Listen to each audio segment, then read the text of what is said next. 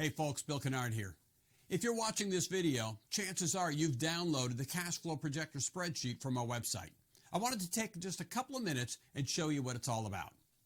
First, when you open the spreadsheet, it'll open up to basically, if you will, an instruction sheet. Just gives you some detail as far as how to use the spreadsheet itself. Down at the bottom, you'll notice a couple of tabs. A green Cashflow Projector tab, a blue What If tab, and the orange Sample Worksheet tab. Each of these has a different function within the tool itself. We're going to start out with the Cashflow Projector tab at the bottom. So I'll click on that tab, and it's going to open up the Projector Spreadsheet itself. Now, this spreadsheet will help you to be able to project forward 16 weeks as far as what your cash will look like. Now, again, it's only going to be as accurate as the numbers that you put in. So we recommend that you use this right now, every single week, and make your numbers as accurate as you possibly can. To start out with, we're simply going to come right up here at the top, and you'll see the rolling forecast and the dates there. You're going to start out changing that to today's date in that first column. So I'm going to start out, and I'm going to go up to that point, and we're going to change that to 5/6/20. Right? As soon as I do that, you'll notice it automatically then recalculates your dates for the remaining 16 weeks and keeps them accurate on a weekly basis. Second thing you'll do is right here in the black box, you're going to enter in what is your total beginning cash balance. What's the total cash that you've got on hand?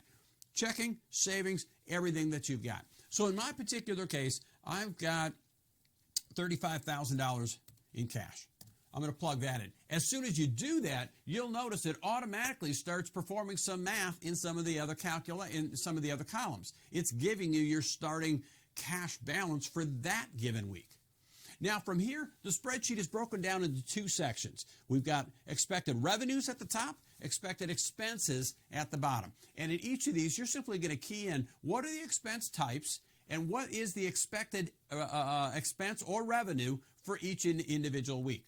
Now, just for simplicity and speed's sake, I'm going to simply go over to the sample worksheet, which is nothing more than a completed worksheet for you to actually see what's out there, right, or how I could enter stuff in. And I'm just going to copy the data for these first couple of weeks, simply so I don't have to take the time here to enter it in.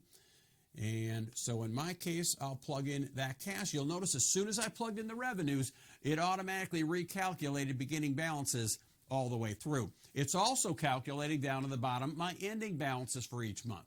So that stuff is happening as you start entering your data. I'll go in and grab some expenses and come back to my worksheet and put those in so we have some solid numbers to at least work with in this example. So as I've done that, again, you can see that it's automatically starting to figure out what is our ending balance. That then becomes the beginning balance for the following week.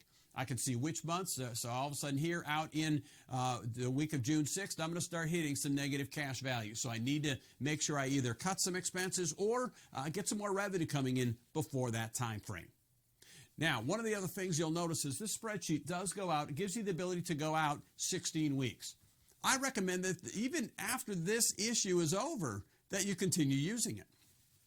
And to do that, it's actually fairly simple. If I scroll over to the far right edge of this spreadsheet, you'll see in my particular example, it's ending up here at August 19th. All I have to do to add another week is simply click right on the top of that column, right? So I'm going to click right there at the actual column header itself, and I can right-click, point at that right-click, and I want to copy that column. Then I want to click in the next column right in the very first row, and I'll right-click, and I want to paste.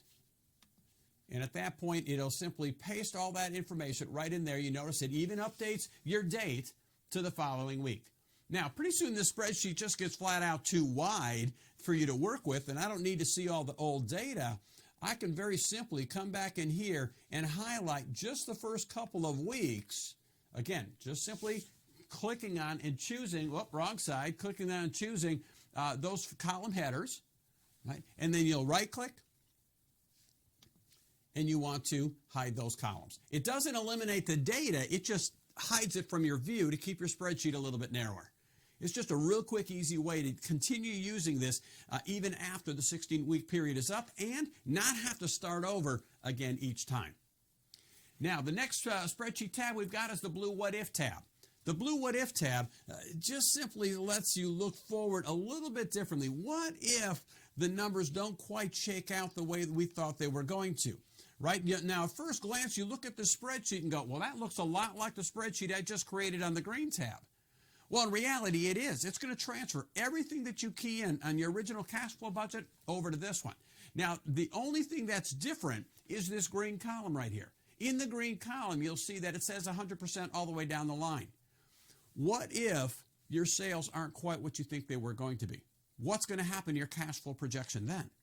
All we have to do is right there in that green column, change those numbers. So let's say my installation revenue isn't what I thought it was going to be. It's actually only 60% of what I thought it was going to be. Simply key in 60%. When I hit enter, it will automatically go back and reproject all my cash flow throughout the entire spreadsheet with that one revenue stream being lower than I thought it was going to be. If a service revenue is going to be higher, well, let's say service revenue is actually 30% higher, right? I'll change it to 130%.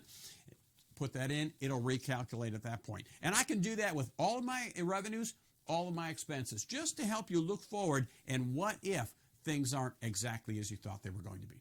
If you have any questions with this tool, by all means, reach out to us at Grandy & Associates. We'll be glad to help.